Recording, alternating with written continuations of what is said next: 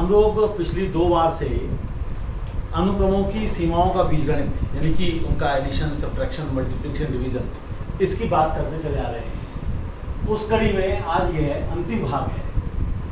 तो ये हम सिद्ध कर चुके हैं कि यदि एक्सन एक्स को अप्रोच करता है और वाई एन वाई को अप्रोच करता है तो X N plus Y N X plus Y को और X N minus Y N X minus Y को अप्रोच करता है। इससे पहले की वीडियो में हमने ये भी देखा कि यदि वाई एन जीरो ना हो, वाई भी जीरो ना हो तो 1/y नाम की सीक्वेंस 1/y को अप्रोच करती है। उसका लाभ उठाकर हम ये देखेंगे कि xn/y नाम की सीक्वेंस x/y को अप्रोच करती है। तो सबसे पहले हमको जो देखना है आज वो ये देखना है कि यदि ये x को अप्रोच कर रही है y को तो प्रोडक्ट जो है वो प्रोडक्ट ऑफ लिमिट्स को अप्रोच करेगा।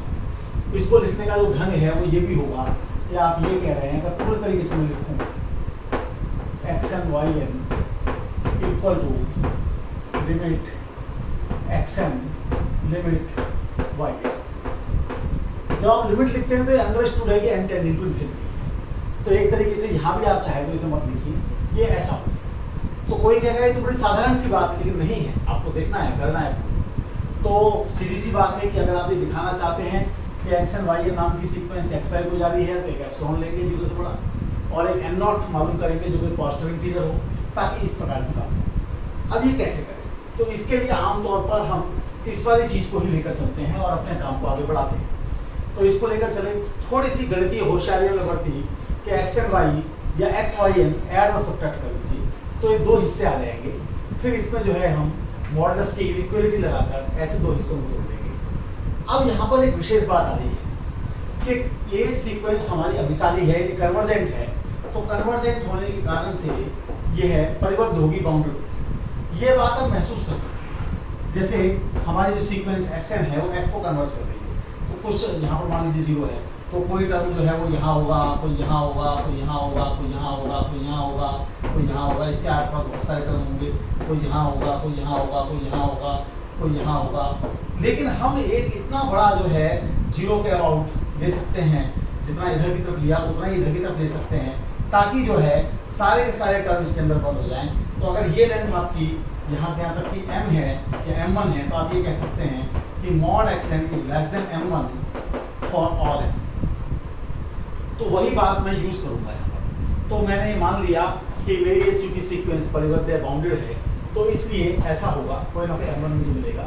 और अब मेरे पास यहाँ पर ये वाली चीज़ तो आ जाएगी लेस देन इक्वल टू में m1 और यहाँ पर ये मेरे पास mod y है। तो इन दोनों में जो बड़ा है उसको मैंने m कह दिया। जैसे ये 7 है और ये 0.1 है तो 7 आ गया है। अब जो है दोनों के दोनों m1 भी और y भी m के बराबर या उससे छोटे हैं। तो जो आपकी यहाँ तक की चीज़ थी उससे आपके पास ये आ जाएगा। अब ये क्वांटिटी आपको लेस देन एप्सिलॉन दिखानी है। तो इसे लेस देन एप्सिलॉन दिखाने के लिए पहले आप 2 एप्सिलॉन 1 एप्सिलॉन 2 लीजिए, एक xn सीक्वेंस के लिए, एक yn सीक्वेंस के लिए, और उसके लिए n1 n2 पॉजिटिव इंटीजर ढूंढिए ताकि ऐसा हो। और ऐसा होगा क्योंकि xn x को अप्रोच करती है और yn y को अप्रोच करती है। अब जैसे मान लीजिए कि ये 15 है और ये मान लीजिए कि आपका जो है 25 है, तो n को अगर आप 25 से बढ़ा लें तो ये वाली कंडीशन भी फुलफिल होगी, ये भी फुलफिल होगी, यानी ये भी फुलफिल होगी, ये भी फुलफिल होगी। तो n0 को आपने इन दोनों में जो बड़ा है वो ले लिया, तब ये quantity less than equal to करके ये हमारे पास आ जाएगी। अब इसको हम चाहते हैं ये एप्सिलॉन हो जाए।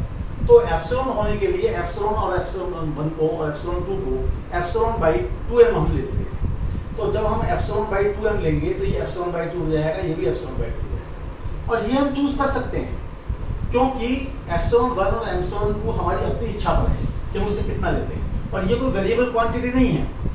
ये जो आपके पास दिखाई दे रही है एप्सिलॉन/2m, ये फिक्स क्वांटिटी है। एप्सिलॉन हमने अपनी तरफ से माना था, m हमारा एक कांस्टेंट क्वांटिटी यहाँ से आया है।